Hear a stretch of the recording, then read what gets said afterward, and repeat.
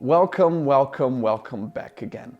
Fred here, and today I want to discuss the book from Clayton M. Christensen called How Will You Measure Your Life? And this book is really special and really refreshing to read because the author is, out of many things, also a strategy professor at university. And in the book he uses a lot of real life examples that are very interesting, but he also uses a lot of case studies from companies, and he uses those in comparison with your career life and with your family life. And it's super funny and interesting to read in such a way. And in this video I will just discuss a few highlights that I think are very interesting and important to mention, but I will leave the other things up to you to read if you decide so in the future. So the book really prompts you to ask the big questions in life. For example, what is your purpose in life?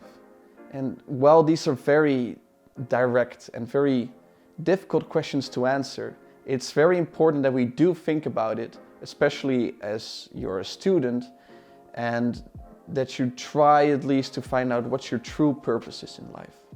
In this video, I want to divide the topics into two different categories. First, I want to discuss two very important things that Christensen mentions in his book, namely career goals and family life. And then after that, I want to dive deeper into two aspects from strategy that you can implement in your own life and improve it. So to start off with the first out of two categories of today, the first one being career goals and family life. So Christensen in the book really focuses on how it's important that especially university students in their last years have to reevaluate their career goals. What he means by that is, when you think about applying for a job or getting your first job, what are the most important things that you're looking for in that job? I mean, probably for most students, the most important thing is, and obviously, is money, because they want to be able to pay off their student debt, they need to pay rent, and it's a lot of things that you need to take care of. But the author really focuses on what is truly important for you in a job, and make sure that you find a job that fulfills you. And of course, it's very important to know that your first job will probably not be your dream job, or it will not be the best job you ever had. No, of course not. It will be an entry-level job, but it's important that you find a company where you can see yourself growing and where you think that you can learn a lot from. And this brings the author to discuss job interviews as well, because it's very important in a job interview that instead of just trying to get hired by the company, that you really, once they give you the time to ask questions, you really interview the employees well in terms of what is it like to work at the company? Can I see myself actually learning a lot in this job? Do I think that I will be challenged enough? And really make sure to ask for opportunities to also interview other potential employees of the firm, because they might be becoming your colleagues in the future, and you want to be sure that you get to know them as well before you actually start with the job. So from a career standpoint, Christensen really tries to make sure that you reevaluate what you value in a job. And to make it a little bit more practical, I just want to say one thing, and that is, at the next job interview, write down 3 or 5 things that are very important to you for your future job, and ask if the employer can fulfill these 3 or 5 things. Just ask that and see what happens.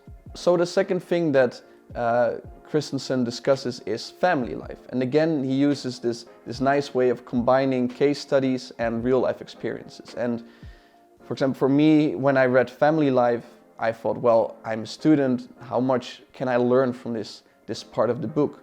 But he actually mentioned so many interesting things that I will definitely take into account once I have children. One really weird but also funny experience is that when the author decided to have children with his wife, so he told his wife to sit down with him, and he quote unquote wanted to discuss the company culture that their kids would grow up in. What he meant by that is, the most important thing and the hardest thing to do as parents is to be completely consistent in raising your children. But what Christensen wanted to do is he wanted to reverse engineer how to raise the children. So he would discuss with his wife, what kind of values do we want our kids to have? What kind of things do we want our kids to learn? And how can we teach them these things, or how can we make sure that they experience these things in order to get these values?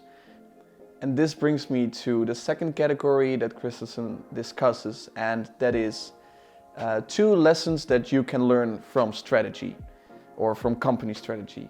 And the first one is, it's very important that you have an initial plan of action in life for anything that you want to do, for any goal that you want to accomplish. But it's very important that you are aware of opportunities that come along the way.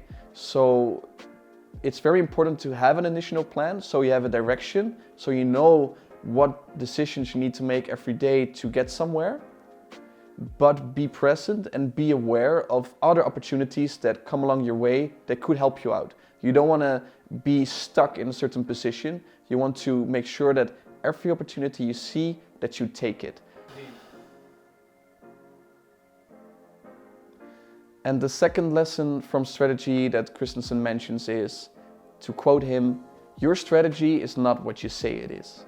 And what the author means by that is, at the end of the day, every decision that we make needs to be aligned with our goals. And the moment that you tell yourself that your goal is to, for example, become very productive, but your habits on a day-to-day basis clearly show that that's not the case and that they are counterproductive, your strategy is not what you say it is. However, by becoming aware that certain habits might be very counterproductive, you can change those habits to something that is aligned with your goal.